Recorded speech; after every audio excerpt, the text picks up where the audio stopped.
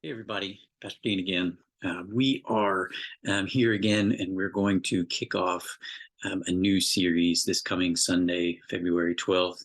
And we will be looking through the Gospel of John, and we are going to look at the seven signs, which is John's way of talking about miracles that Jesus does throughout the Gospel. And we're going to look at these seven particular moments in the life of Jesus and in the life of the community.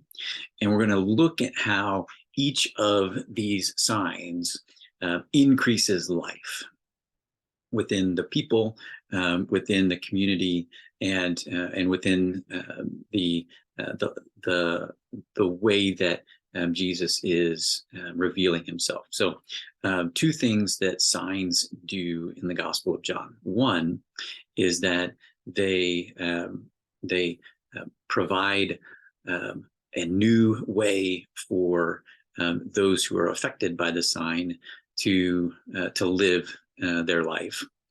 But secondly, they also reveal who Jesus is more and more. And we'll talk about this over the course of the series, that every subsequent sign, beginning in chapter 2, going all the way through chapter 11, these signs reveal more and more of Jesus's glory, and that's the glory of the Father, and ultimately point towards the cross and the resurrection. So this series is going to last us from this coming Sunday, the 12th of February, all the way to Easter. And so the seven signs are these. There's the turning the water into wine. There's healing the centurion's servant. There's healing the man who was lame for 38 years. There's restoring the sight to the blind man. There's Jesus walking on water, Jesus feeding the 5,000, and then the penultimate sign is Jesus bringing Lazarus back to life. And because this butts right up against Holy Week, then we will take a look at Jesus and his triumphal entry into Jerusalem on Palm Sunday, and his resurrection and his death and resurrection on Easter. So we will spend the next 9 weeks in the Gospel of John.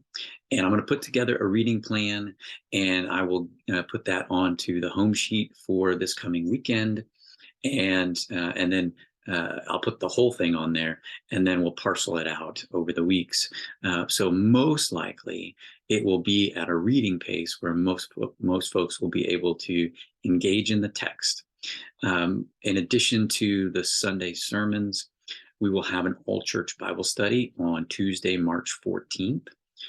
From 6 to 8, 6 o'clock will be dinner, and then 7 o'clock we'll have the study. And that study will be the intervening chapters between Palm Sunday and Easter. So the seven signs in the Gospel of John start in chapter 2 and finish in chapter 11. Then chapter 12 is Jesus' triumphal entry, and then chapters 18 and 19 is the passion narrative, the crucifixion narrative. And then chapters 20 is the resurrection story. Chapter 21 is Jesus appearing to his disciples, and that conversation of restoration with Peter. So what the All Church Bible Study will focus on is chapters 13, 14, 15, 16, and 17.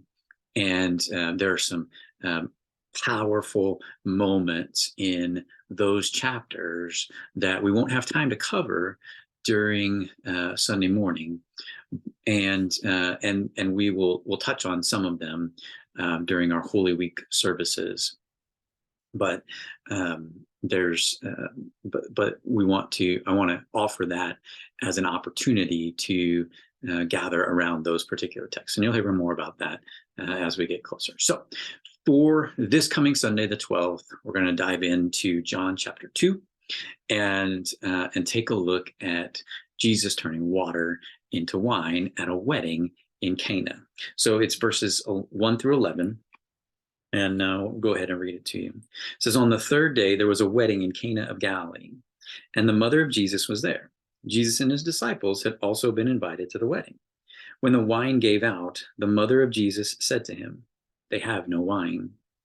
And Jesus said to her, woman, what concern is that to you and to me? My hour has not yet come. His mother said to the servants, do whatever he tells you. Now standing there were 6 stone water jars for the Jewish rites of purification, each holding 20 or 30 gallons. Jesus said to them, fill the jars with water. And they filled them up to the brim. And he said to them, now draw some out and take it to the chief steward. So they took it. When the steward tasted the water that had become wine and did not know where it came from, though the servants knew who had drawn the water knew, the steward called the bridegroom and said to him, everyone serves the good wine first, and then the inferior wine after the guests have become drunk. But you have kept the good wine until now. Jesus did this, the first of his signs in Cana of Galilee, and revealed his glory, and his disciples believed in him. All right, so a little bit of context for the event, the wedding, and Jesus's presence there, and what all's going on in here. So in the first century Jewish context, a wedding was not just a couple of hours on a Saturday, as it is in our context. A wedding was typically a week-long celebration. Family would come from all over, friends would come from wherever they were to the groom's home and to their community. And there would be feasting and beverages and dancing and singing and celebrating and prayers and just, it would be a feast in the way that festivals are meant to be feasts. And so there would be food and drink and conversation, and it would last for days and days and days. And ultimately, it would end up with the bride and the groom being married and being sent off into their time as a new married couple. So when John is telling us about this wedding that Jesus attends, Jesus and his disciples attend, he's telling us that Jesus isn't that Jesus is involved in this community. He must have known the bride or the groom, or at least the family, and he's invited to be there. And so are his disciples, and his mother is there too. So if you've watched The Chosen, the web series, the crowdfunded web series, they have this particular story told over a couple of episodes, or in one of the episodes in season 1. And I want to invite you to read this text first and kind of work your way through it before you watch that, if you haven't yet.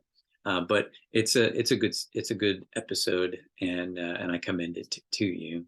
There's a couple of other storylines and other moments in Jesus's life that are intertwined in that, but that's neither here nor there at this point. So it says, so John tells us on the third day there was a wedding in Cana of Galilee, and if you have a map in your Bible, you might want to find that and see where Cana is in relation to Jerusalem. So Jerusalem is just to the west of the Dead Sea, and Cana of Galilee is just to the west of the Sea of Galilee. So if Jesus was in Jerusalem, he went north to get to Cana. So Galilee is the northern region in the Holy Land, and Cana is due west from the Sea of Galilee.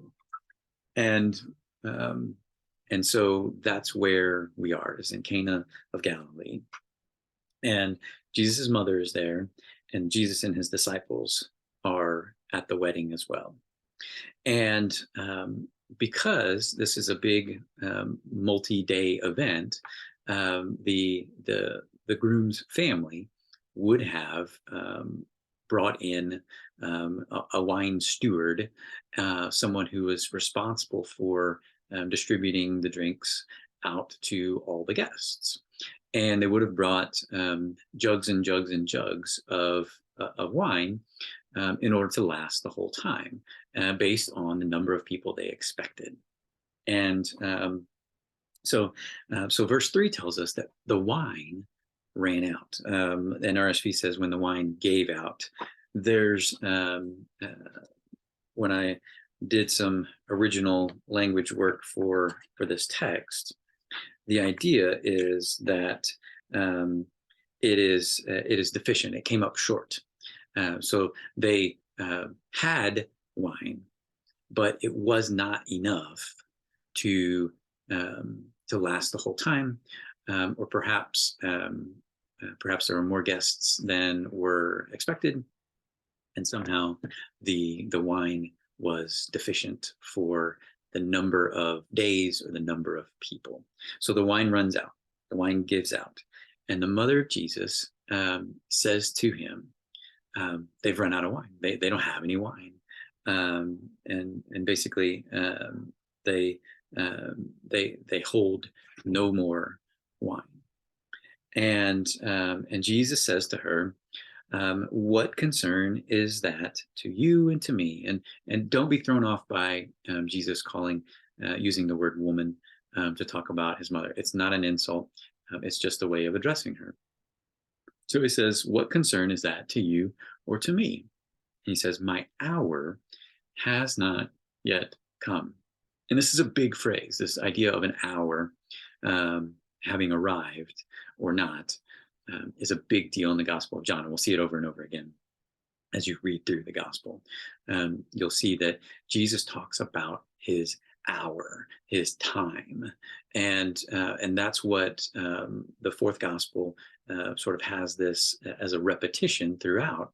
That as Jesus gets closer and closer to the cross, his hour is nearer and nearer, to the point that just as Judas comes to betray him, he says his hour is now at hand. So now is the time. But here in chapter 2, the time is not yet here. So he says, what concern is this to me? What does this mean? What does that mean for me? And he says, my hour has not yet come. And so that's all he says. And so his mom walks away and tells the servants, do whatever he tells you. So you have to kind of infer that Mary understands what Jesus means by his hour has not yet come, and so she knows what he's capable of. She believes that he is the Son of God and can do what seems impossible. And so she asks, or she tells, hey, they've run out of wine. She's implying, can you make more wine? And he says, my hour has not yet come. But then she walks away and says, tells the servants to do whatever he asks you or tells you to do. And so he calls the servants over and he says, fill up these jars that hold 20 or 30 gallons of water each, fill them all the way to the top. And so they do, they fill it all the way to the brim. And these were jars of water for the Jewish rites of purification, for cleansing. This is for ceremonial cleansing. And this word purification is used also for moral and even literal purification. So washing hands, cleansing sins, in certain applications and in certain contexts within Jewish religious life. But one of the meanings behind this is that it is a purification which results from God removing undesirable impurities. So these jars were meant for there to be water in them, so that when a person dipped their hands in it or washed their face in it or whatever, that they were in some sense purified. They were cleansed. They were forgiven because of this water. And so that's what they do. So then the stewards or the servants fill it all the way to the top, to the very rim of the jars. And then Jesus says, dip some out, and then take it to the chief steward. The chief steward was the person, he's the wedding coordinator, I guess. He's the one that makes sure that everybody's got what they need, that food comes out when it's supposed to, that drinks are always full and ready to go, that people are having a good time. He's the one in charge. He is tasked by the host family, the groom's family, to make sure that everyone is having a good time. And then when if wine runs out, people stop having a good time. And so this person would be most unsatisfied if the wine runs out, because people then get upset, and then he's got other problems to deal with. So what happens is they dip some out, they dip some wine out, and they take it. The servants take it to the chief steward, and the chief steward tastes it, and the water has become wine. He doesn't know how that happened, but what he says is what happened. What John says is that the steward calls the bridegroom, calls the groom to his side, and says, "Everyone serves the good wine first, the beautiful wine, and then the inferior. Once everyone's had enough to drink, so their senses are dulled by the good wine, they bring out the cheaper wine, and then and people don't know the difference." But he says, you've saved the good wine until now. You've saved the beautiful wine until now. And it is, he says, and so you've kept the good wine until now. You've kept the best stuff until now.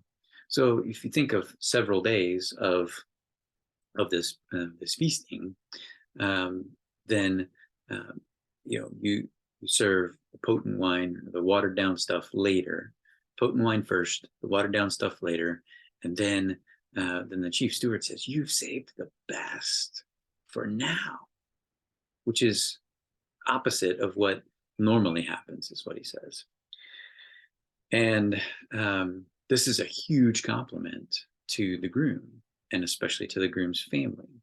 But it also saves the day, because they had been out of wine, and now they have 100 and something gallons of wine ready to go at this point.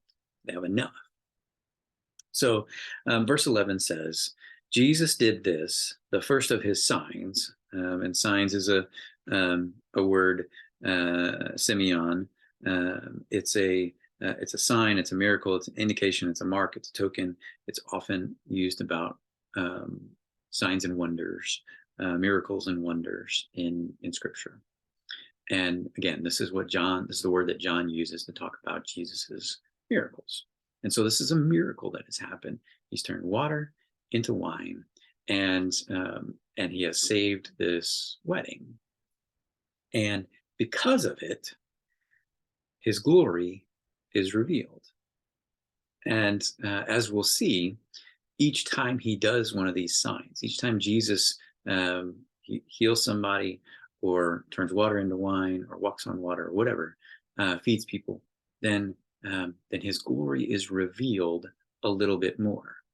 And as his glory is revealed a little bit more, the circle of belief begins to grow. Okay, so and we'll see this over and over again as the circle widens, as the signs get bigger.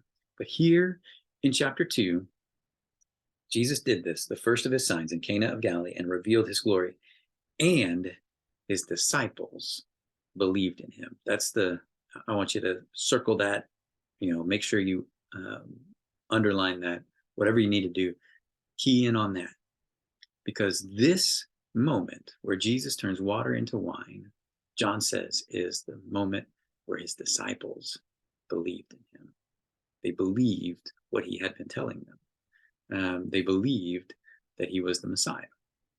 And as we will see, as we continue in chapter 3 and 4 and 6 and on, we will see that more and more people will believe in him.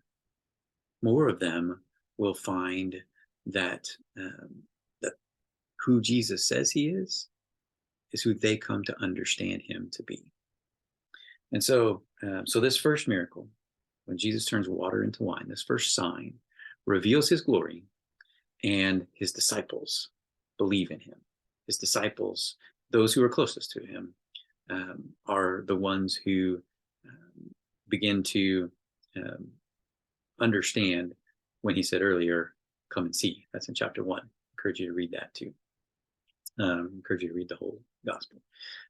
But come and see. Come and see what I will do. And here's a moment for them to come and see. And they see it. And they believe in him. And so over the course of the next 9 weeks, we'll watch as more and more and more people believe, as Jesus does sign after sign after sign. And the sphere of the circle of belief continues to grow. And Jesus' glory is revealed more and more until it is his hour. And when that hour is upon him, then we truly see his glory revealed. And that's when the passion narrative starts. And we see Jesus going to the cross and his resurrection, which we'll talk about during Holy Week and on Easter. And we'll see it even further in the final chapter of the Gospel of John, John 21, where he restores Peter and meets with his disciples after his resurrection. And we see him setting them up for what they will do after he has ascended. So quite a journey we have ahead of us. If you have questions, if you need to get a couple of resources, I'll just give you a couple of. So I'll be using N.T. Wright's John for Everyone. It's 2 parts. It's 2 volumes. The first volume is 1 to 10, and 11 to 21 is the second volume. I'll be using Colin Cruise's Tyndale New Testament commentary on the Gospel of John, and as always, the New International Commentary on the New Testament, Gospel of John. This is James J. Ramsey Michaels. So those will be my steady companions, as well as a book I found recently by Andreas Kostenberger. It's called The Signs of the Messiah. He actually has one different sign than we'll look at, that being Jesus cleansing the temple in chapter 2. We won't talk about that one, but he doesn't include the one he doesn't include that we'll talk about is Jesus walking on water.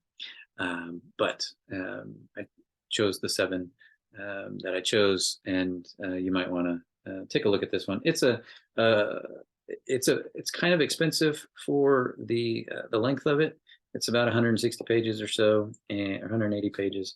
But if it's something you want to dive into more about a whole sort of intro to the Gospel of John and how John uses signs, then feel free to pick it up.